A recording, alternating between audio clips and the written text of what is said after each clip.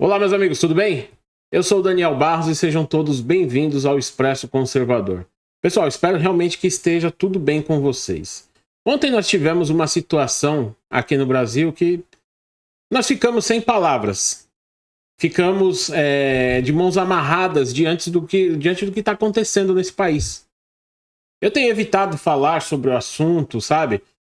Tenho deixado as coisas correrem, mas não dá. Tenho que dar minha opinião sobre o que eu vi ontem. E eu separei algumas coisas para que vocês entendam a mensagem que está se passando. E vou usar até mesmo a fala de um iluministro, tá? Durante o julgamento de ontem. Nós sabemos que, infelizmente, o Daniel Silveira foi condenado. E, inclusive, com o voto de André Mendonça, que todos achavam que ia fazer justiça. Certo? Os dois seriam voto vencido? Seriam. Mas Cássio Nunes mostrou coragem ao defender a inocência de Daniel Silveira, pedindo sua absolvição. Já André Mendonça se acovardou. Se mostrou covarde, infelizmente. Tá? Tudo isso você vai saber aí depois da vinheta, porque, olha, hoje eu tô realmente indignado com o que eu vi.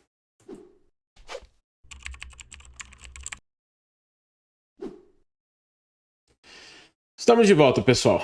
É difícil. Eu quero começar aqui lendo um versículo, dois versículos da Bíblia para vocês, tá? Um está em Colossenses 3:25. Quem cometer injustiça receberá de volta injustiça. Não haverá exceção para ninguém. O segundo está em Deuteronômio 16:19. Não pervertam a justiça, nem mostrem parcialidade. Não aceitem suborno, pois o suborno cega até os sábios e prejudica a causa dos justos. Certo? Então a Bíblia já vem advertindo isso porque não é de hoje que a justiça no mundo é pervertida. Não é de hoje que você tem, muitas vezes, a injustiça no lugar da justiça. E foi o que aconteceu com Daniel Silveira. Dizer que eu concordo com o que ele falou, olha, do modo como ele falou, não concordo. Eu faria diferente, certo? Mas ele externou aquilo que milhões de brasileiros não podem fazer. Ele o fez porque era um parlamentar. E a Constituição brasileira permite que um parlamentar fale sem ser punido por suas falas, ou pelo menos permitia. Hoje já não mais. Hoje o parlamentar tem que pensar duas vezes o que ele vai falar.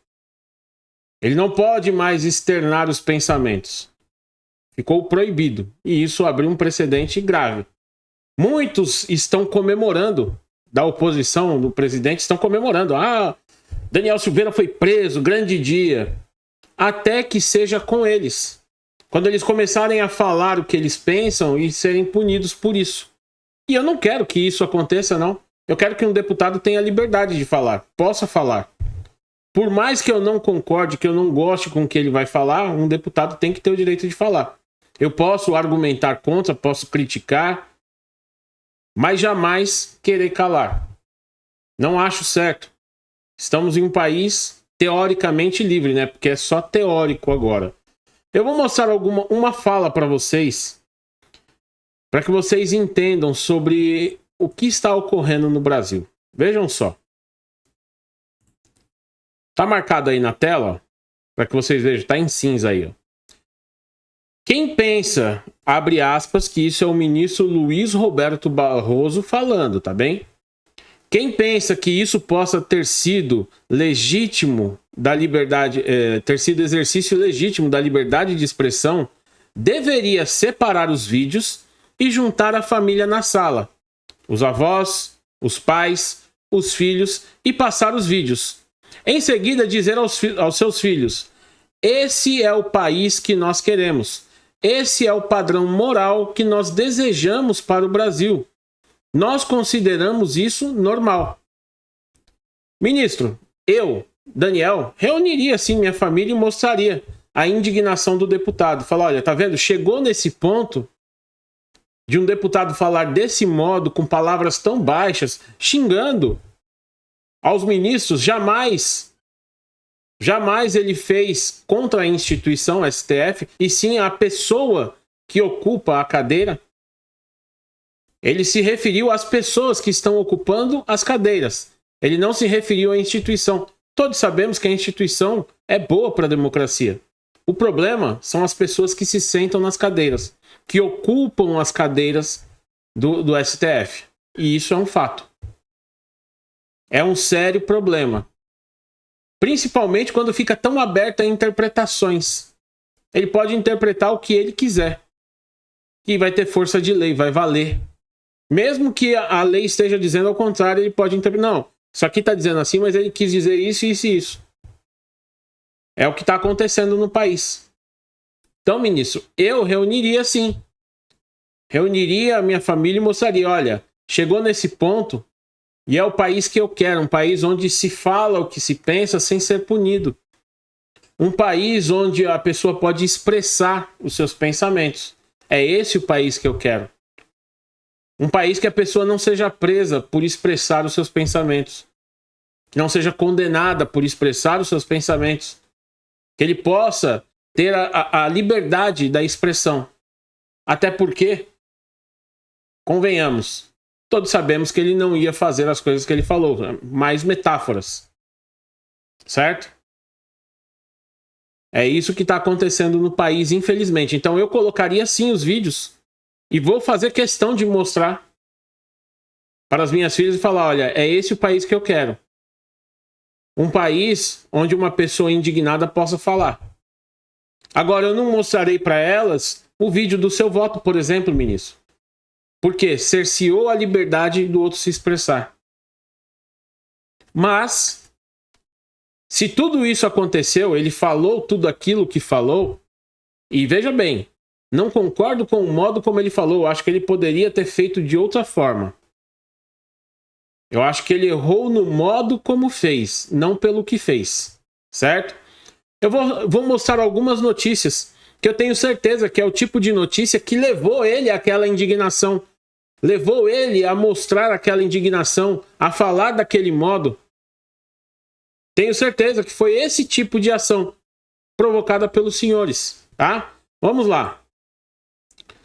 Criminoso solto por Marco Aurélio, do STF, está há quase 500 dias foragido. Para quem não sabe, o ministro Marco Aurélio Melo, o ex-ministro Marco Aurélio Melo, ele soltou aqui, ó, o traficante André de Oliveira Macedo, conhecido como André do Rap. A polícia prendeu e o ministro mandou soltar. Mas não é um caso isolado. Antes fosse.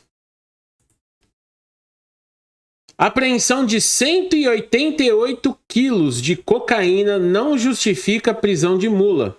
O ministro Gilmar Mendes, relator do caso, considerou que a prisão é desproporcional, pois o paciente é réu primário e tem bons antecedentes. Esse tipo de ação que leva à indignação. Mas tem mais. Gilmar ordenou a soltura, 21 solturas na Lava Jato em menos de 30 dias. Vejam só que coisa, né? Corruptos podem ser soltos. Traficantes podem ser soltos. A pessoa presa com 188 quilos de cocaína pode ser solto porque uma prisão é desproporcional. Agora, falar o que pensa? Ah, aí não. Aí não pode. Aí é demais. Vamos lá, ó. O próprio Barroso. Barroso denuncia corrupção no STF. Tem gabinete distribuindo senha para soltar corrupto. O próprio iluministro. Mas, se for uma pessoa comum, for uma pessoa que não é iluminada, aí sim, essa pessoa vai pagar pelo que ela está falando. Tem mais aqui, ó. Justiça, STJ manda soltar, baseado na decisão do STF, o STJ mandou soltar o gordão do PCC, comparsa de André do Rap. É esse tipo de situação que causa indignação. Tem mais, ó. Justiça Federal manda soltar 22 condenados por tráfico internacional de drogas. Vejam só. Agora, ministro, eu queria fazer uma pergunta para você. E tem mais ainda. É que é tanto caso. Que se eu for colocar aqui, o vídeo vai ficar longo demais e eu não quero isso. Então, ministro, eu desafio você. Ponha os seus netos na sala, mostre tudo isso para ele, mais coisas que você tem acesso, eu não tenho. E diga para eles assim, ó, esse é o país que eu quero. Um país onde traficantes têm a liberdade. Um país onde as pessoas não são presas por portarem 180 quilos de droga. Onde pessoas do crime organizado estão soltas. A justiça manda soltar. É esse o país que eu quero. Um país onde a impunidade reina. Mas se você fala o que você pensa, aí é totalmente diferente. É um crime grave. Realmente é um crime que ameaça o país. Um crime gravíssimo que foi cometido pelo deputado Daniel Silveira. Ironias à parte, fica aí a nossa indignação. É por isso que o povo, em qualquer enquete que você fizer, vai dizer que não confia na justiça. Por quê? Traficantes são soltos, corruptos são soltos. Vamos falar de corruptos? Você tem solto Dilma, Lula, Genuíno, Dirceu, Gedel, os integrantes ali do PT, do financeiro do PT, né? João Vacari, Deulúbio Soares, entre outros. Diversos corruptos, inclusive exercendo mandatos, porque o próprio STF não julga. Renan Calheiros exercendo o mandato de senador. Por quê? Os seus crimes prescrevem e o STF não julga. Agora, falar o que pensam? Esse sim é um crime grave que deve ser punido. Punido da pior forma possível. Quem sabe vão criar a pena de morte no Brasil, né? Vamos ver o que vai acontecer. Um grande abraço, que Deus abençoe a todos e até a próxima.